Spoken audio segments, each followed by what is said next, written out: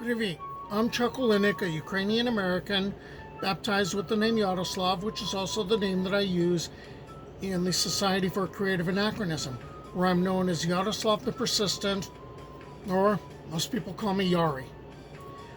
For decades, I've been researching Slavic folklore and mythology and Slavic history and Eastern European history and cultures because I wanted to kind of flesh out my persona, and I decided I'm not going to have this research just sit around in dusty notebooks that only I end up looking at. It would make sense to share this information with people in the society who might want to have a starting point on developing an Eastern European persona, because that's what these videos are. They're a starting point. And if it's about the history and the culture, you can find more. If it's about having tales to tell around a campfire or in a bardic circle, again, these are our starting points. So, here is the latest chapter because it is October, it's a nice spooky season, and I've been trying to tell tales about those creatures that go bump in the night. So, if you've ever wondered if your infant seems different somehow, you might have fallen victim to what the Poles call bogniki, or mamuna, or dizwojenu, or dizwojena, and those people in Bohemia would call them divoshenki or vestisi. The Hutsul also have a name for them. The Serbs also have a name. So it gives you an idea of the areas where these beings are. So what are they? The bogniki, Polish for little goddesses, singular is bognika. These are spirits who were being summoned by covens of old women who would perform sacrifices and rituals for the nymphs of the riverbanks. They also appear to be forerunners of the rusalki, the water spirits who bewitched men and led them to their doom.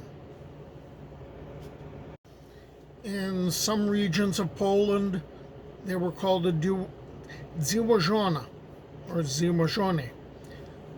Other names used to describe the spirit: water maiden, Moriana, Wodiana. I guess there's a root word involving water there.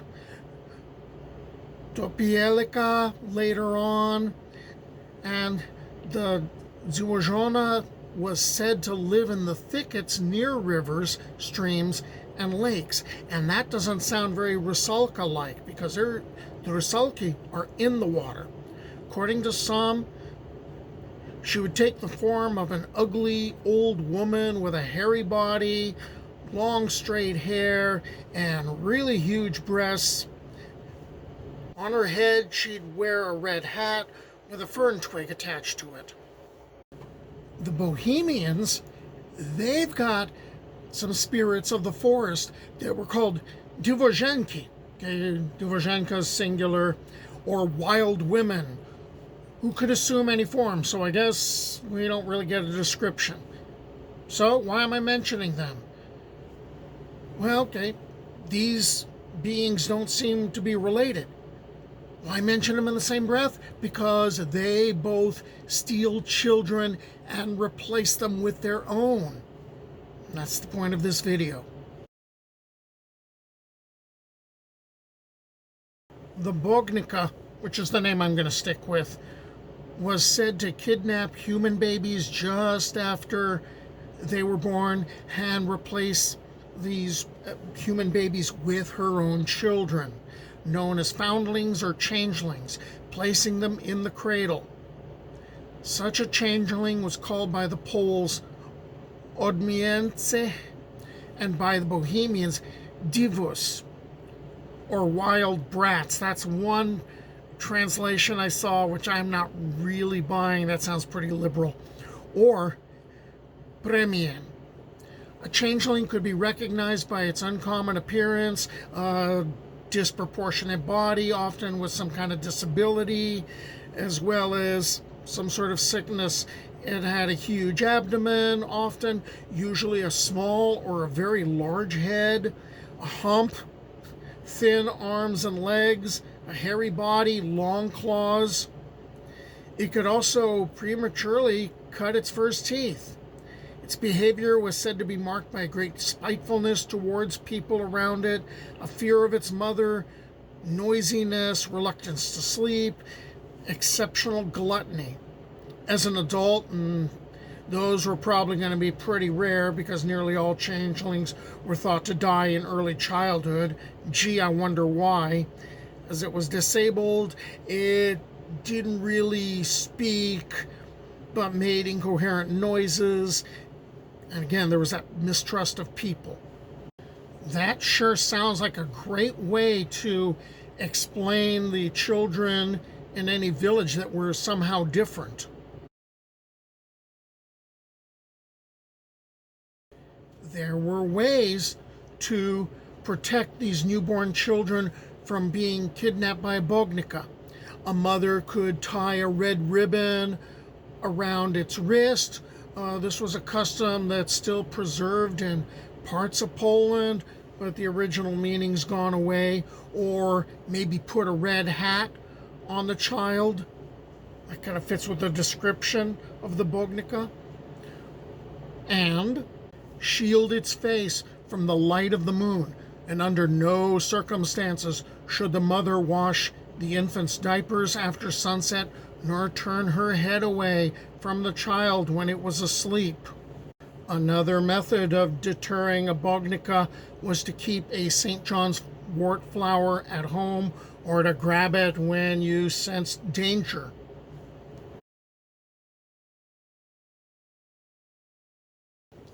Let's say you messed up and you weren't really paying attention and the bognica took your child. There's a way to force the bognica to give your child back. What you do is you take the changeling that you've been given, take it to a midden, garbage pile, or dung pile, all right, which already starts to sound pretty savory. And you take a birch stick and you whip the changeling with the birch stick, all the while you are pouring water upon it from an eggshell, and you are shouting, "Take yours, give me mine." Typically, the bognica would feel sorry for their child and return the human baby to its mother.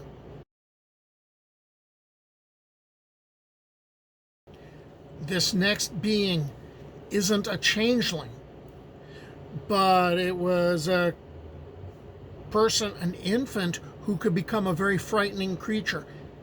The Drude was known amongst Bohemians and Moravians, and it was known amongst the Finns and the Magyars. The Magyars called her a Taltos, saying her because this is a female child. Why mention her? She's not a changeling, but she's really scary. But this human-born child was considered abnormal because she was born with anywhere from a single tooth to a full set of choppers. And she would develop, left alone, she would develop incredible magical abilities, such as she wouldn't need to sleep, or she'd have the ability to read nature. She would be able to command birds and beasts, and even change shape. So this is all pretty frightening in a village. There's an easy fix. Pull out the teeth, like right away. And in theory, the child is no longer a Drude. So, Something else to think about, when things go bump in the night or if your infant is fussing. Until the next time, do pobacenia.